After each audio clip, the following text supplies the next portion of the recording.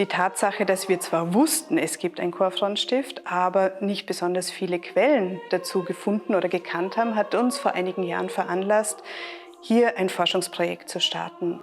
Und in der jetzigen Ausstellung haben wir die Gelegenheit, alle unsere Funde hier einmal zu präsentieren, und das sind ganz schön viele geworden. Klosterneuburg war von Anfang an ein sogenanntes Doppelkloster. Es haben hier die Chorherren und die Chorfrauen gelebt.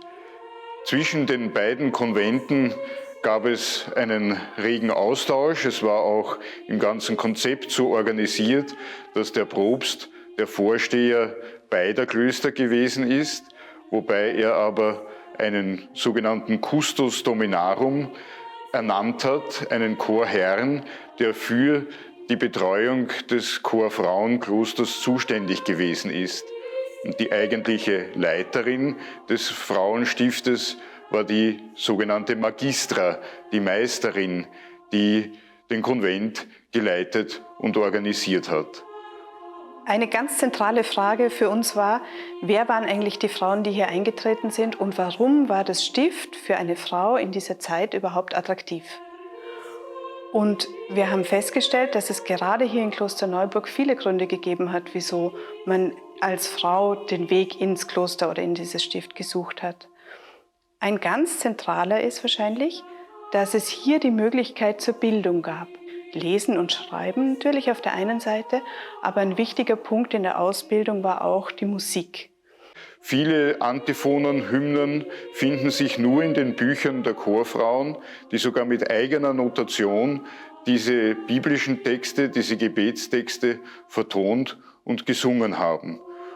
Im Zuge der Forschungen ist es gelungen, die Gebetstexte, die Lieder, Hymnen und Antiphonen der Chorfrauen neu aufzunehmen.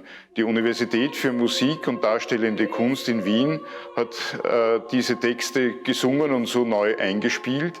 Und diese sind auch akustisch in der Ausstellung erlebbar und hörbar.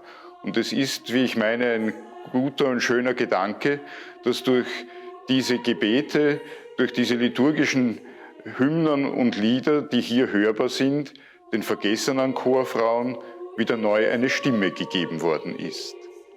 Es war natürlich, wie in jedem Kloster, verboten, Privateigentum zu besitzen. Dass dieses Thema Privateigentum ganz eine wichtige Rolle spielte, sehen wir auch in einem Augustinusbrief an die Chorfrauen. Und da haben wir wirklich was gefunden, was uns sehr amüsiert hat und die ganze Geschichte für uns auch sehr, sehr menschlich gemacht hat.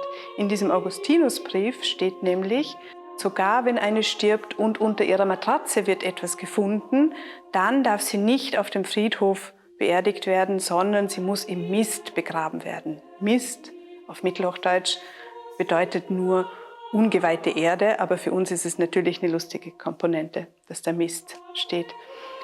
Das eigentlich Spannende ist aber, dass neben diesem Brief, wo das eben in der Handschrift drin steht, unten eine Chorfrau vermerkt hat: Ich habe leider Sorge, dass wir nicht genug Mist haben. Am Anfang unserer Forschungen waren wir gar nicht sicher, wie viele Quellen es denn eigentlich zu den Chorfrauen gibt. Und wir haben Bibliothek, Archiv und Museum durchforstet, um danach zu suchen.